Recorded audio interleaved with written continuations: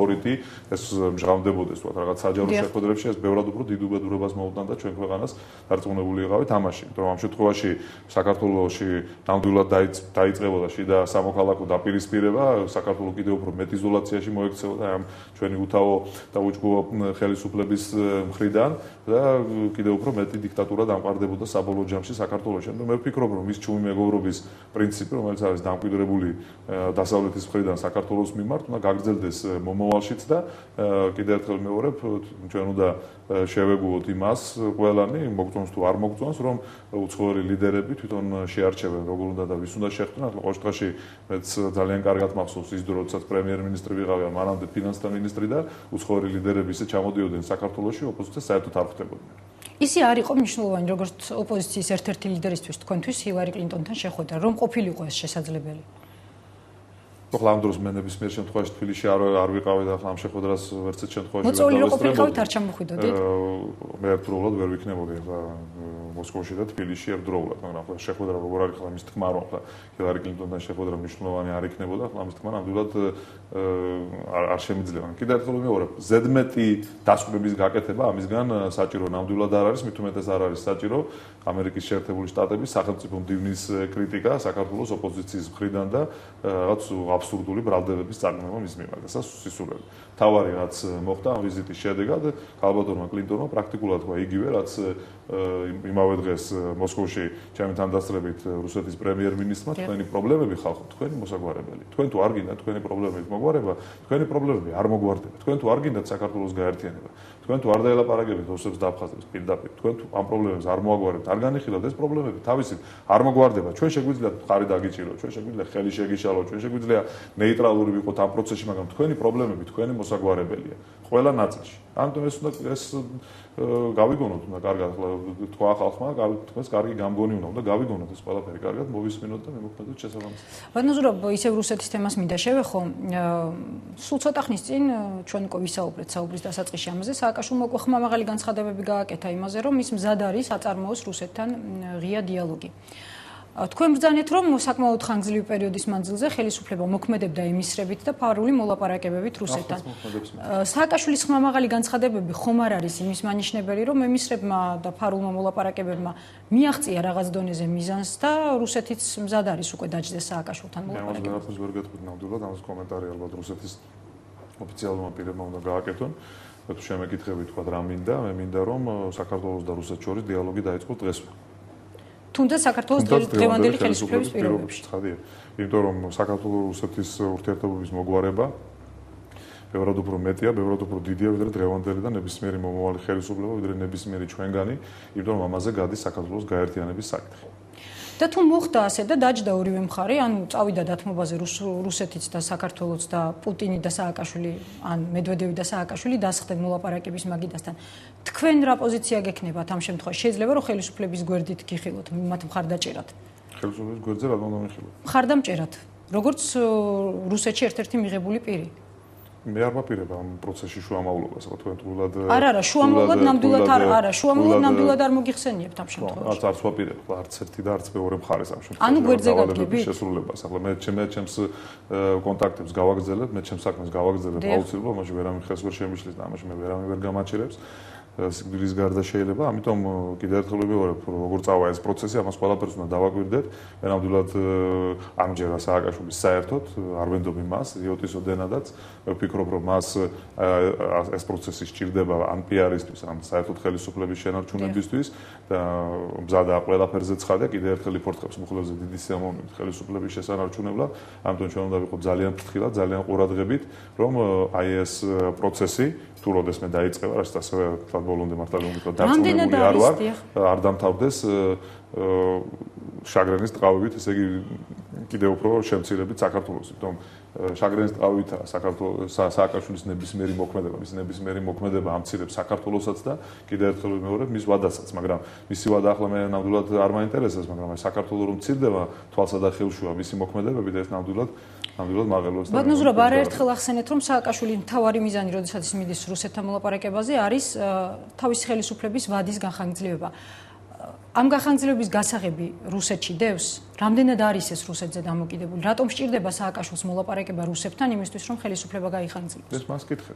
აქ საუბარი იმაზე კი არა, რომ ხელისუფლება გაიხანგრძლივოს დღეიდან 2013 წლამდე. საუბარი არის იმაზე, რომ ხელისუფლება შეინარჩუნოს მომავალი 60 წლის განმავლობაში, როგორც გითხრა, რამოდენიმე დღის წინ და როგორც ჩანს, ამაში რუსეთთან ურთიერთობების მოწესრიგება მნიშვნელოვანია, როგორც ჩანს თვითონ ასეთ დროს. მაგრამ ამის გარდა კიდევ ერთი არგუმენტია საქართველოს მოსახლეობის 80%. 80% მოითხოვს რუსეთთან ურთიერთობების მოწესრიგებას და მოითხოვს იმ პრობლემების მოგვარებას, რომელიც ჩვენი ქვეყნის დღის წესრიგში დგას და რომელთა მოგვარების გზაზე სააკაშვილი მთავარი წინააღმდეგობაა დღეს. საიდან გაქვთ ეს ციფრი? 80%. ყველა გამოკითხვით. მართლა? NDR-ს გამოკითხვით მათ შორის. ბატონო ზურაბ 72-დან 80%-მდე მაისის გამოკითხვებით.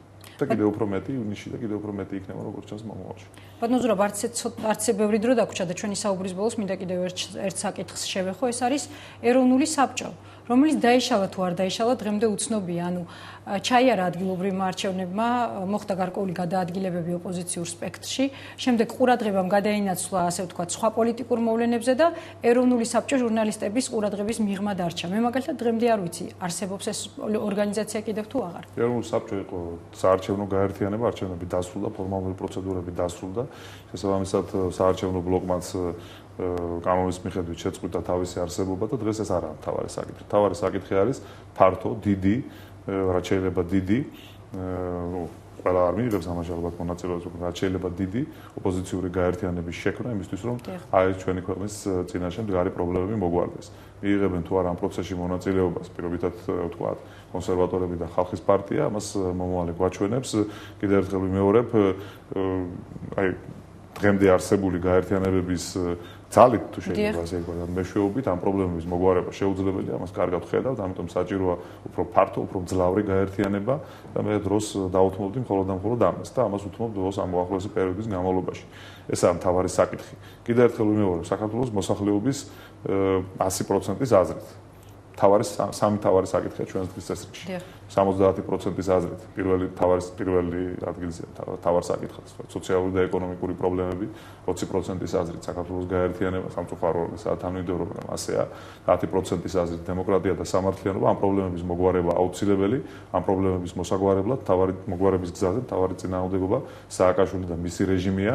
და ჩვენ რაც შეიძლება სწრაფად, რაც შეიძლება თანმიმდევრულად, რაც შეიძლება გააზრებულად, კარგად ჩამოყალიბებული გეგმით თანმიმდევრულად ვიმოქმედოთ, რომ საქართველოს გაერთიანების, განვითარების, ეკონომიკური და სოციალური პრობლემების მოგვარების, დემოკრატიის და სამართლიანობის შანსი დაუბრუნოთ. ესაა ახლა მთავარი საკითხი და იმედი მაქვს, რომ ბევრი პოლიტიკური ძალა ამ პროცესში მონაწილეობას მიიღებს. თქვენ ახლა ისაუბრეთ იმაზე, რომ გაქვთ სურვილი შექმნათ უფრო ძლიერი, უფრო დიდი პოლიტიკური გაერთიანება. არა, რომ მე შევქმნა, არა.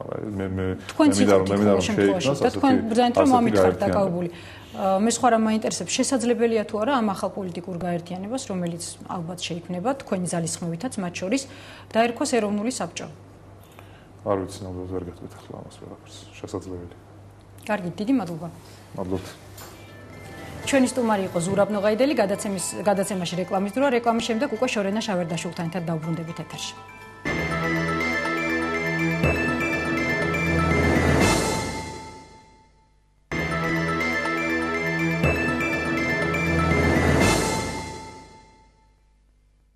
თქვენ უყურებთ პირდაპირ საუბარს, ჩვენი სტუმარია შორენა შავერდაშვილი, მოგესალმებით ქალბატონ შორენა პირდაპირ საუბრის სტუდიაში. ამნისტია ხორციელდება იმ ეგიდით, რომ მედია უნდა გახდეს უფრო დემოკრატიული. მედიის თავისუფლება და პლურალიზმი დემოკრატიული გაჯანსაღების ფუნდამენტია, ამიტომ მნიშვნელოვანია, რომ ყველა ტელევიზია განურჩევლად მისი ზომისა და პოზიციისა ხელისშემშელი ფაქტორების გარეშე მაუწყებლობდეს, ნათქვამია პრეზიდენტის საპარლამენტო ანგარიში. ტელეკომპანიები ან დაიხურებიან, ან უნდა ვაპატიოთ, ეს ვალი აცხადებს პავლე კუბლაშვილი. თუ ეთანხმებით ამ არგუმენტებს ამნისტიასთან დაკავშირებით, გჯერათ ხელისუფლების?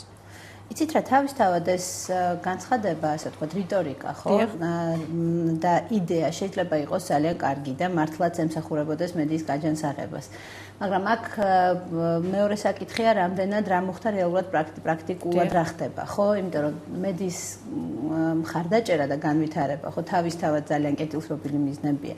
მაგრამ რეალურად აქ მოხდა ძალიან ფარული ამნისტია, ხო? როდესაც ჩვენ არ ვიცით რომ არის 36 მილიონი, რომელიც მოაკლდება საბიუჯეტის საშემოსავლო ნაწილს, ანუ ტელეკომპანიები არ გადაიხდიან ამ ფულს, მაგრამ ვის რამდენი ეს ჩვენ არ ვიცით. იგივე ლიბერალმაც და გაზმ ბათუმელმაც ჩავატარა ჟურნალისტური გამოძიებები ამ თემაზე, სადაც სწორედ ამას ვიკვლევდით, ხო, დაახლოებით ვის შეიძლება ეს დავალიანება ჰქონდეს და აღმოჩნდა ესეთი მარტივ ციფრებს ვიტყვი, რომ მაყურებლისთვის გასაგები იყოს. სულ არსებული 28 რეგიონული მაუწყებლიდან მხოლოდ 17 საერთოდ არ აქვს დავალიანება, დანარჩენს აქვთ. ჯამში მათი დავალიანება არ აღემატება 2 მილიონ ლარს. ასევე ვიცით, უკვე საზოგადოებრივ მაუწყებელმა თავადაც განაცხადა და ამაზე ასე ვთქვათ, რამდენიმე საჯარო განცხადებაც იყო. ვიცით, რომ საზოგადოებრივ მაუწყებელს აქვს დაახლოებით 9 მილიონი დავალიანება, რომელიც დაუგროვდა 2004 წლამდე და ამის ამნისტირებაზეა საუბარი. ჯამში გამოდის 11 მილიონი ლარი. ანუ 25 მილიონი ლარის, ასე ვთქვათ, მიზნობრიობა თუ დანიშნულება ჩვენ შეგვიძლია ამაზე მხოლოდ შეგვიძლია ვისპეკულიროთ, იმიტომ რომ კონკრეტულად კონკრეტული ინფორმაციის მოპოვება ძალიან გართულდა. ერთადერთი, ვინც თქვა დეკლარირებულად, რომ ჩვენ ვალე არა გვაქვს არის ტელეკომპანია ალანია, ტელეკომპანია რუსთავი 2, ტელეკომპანია იმედი, რეალ TV, საპატრიარქოს ტელევიზია ივერია, პირველი სტერეო მზე